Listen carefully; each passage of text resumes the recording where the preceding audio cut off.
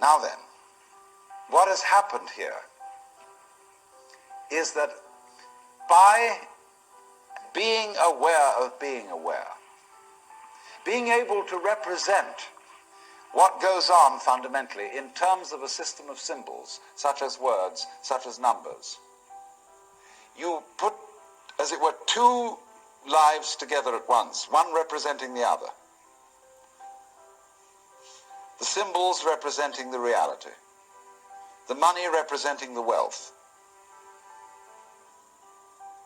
And if you don't realize that the symbol is really secondary, it doesn't have the same value.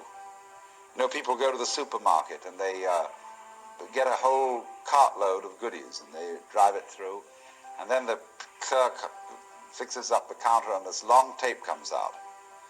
And you say, $30, please. And everybody feels depressed. Because they give away $30 worth of paper, but they've got a cartload of goodies.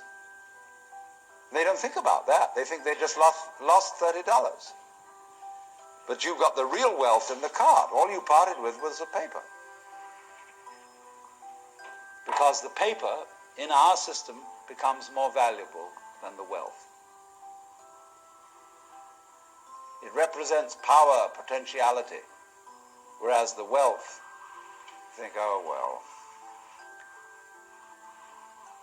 that's just necessary. You've got to eat. Well, I mean, that's to be really mixed up. So then, if you awaken from this illusion,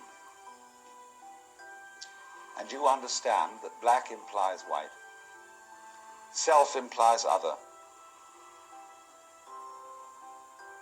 life implies death, or shall I say, death implies life,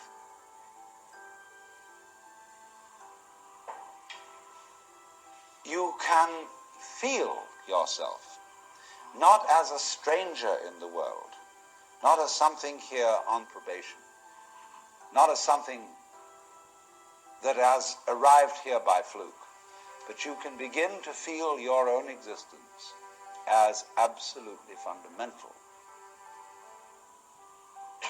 What you are basically, deep, deep down, far, far in, is simply the fabric and structure of existence itself. Because if you play life on the supposition that you're a helpless little puppet that got involved, or if you play it on the supposition that it's a frightful, serious risk, and that we really ought to do something about it, and so on, it's a drag. There's no point in going on living unless we make the assumption that the situation of life is optimal. That really and truly we are all in the state of total bliss and delight. But we are going to pretend we aren't just for kicks. You play non-bliss in order to be able to experience bliss. And you can go as far out as non-bliss as you want to go. And when you wake up, it'll be great. You know, you can slam yourself on the head with a hammer because it's so nice when you stop. And it makes you realize, you see, how great things are when you forget that that's the way it is.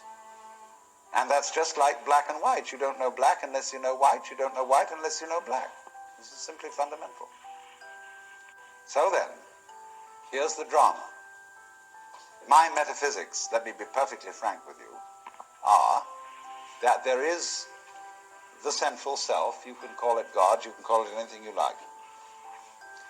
And it's all of us. It's playing all the parts of all beings whatsoever, everywhere and anywhere. And it's playing the game of hide and seek with itself. It gets lost, it gets involved in the farthest out adventures, but in the end, it always wakes up and comes back to itself. And when you're ready to wake up, you're going to wake up. And if you're not ready, you're going to stay pretending that you're just a little, poor little me. And since you're all here and engaged in this sort of inquiry and listening to this sort of lecture, I assume that you're all on the process of waking up. Or else you're teasing yourselves with some kind of flirtation with waking up, which you're not serious about. But I assume maybe you are, not serious but sincere, that you are ready to wake up.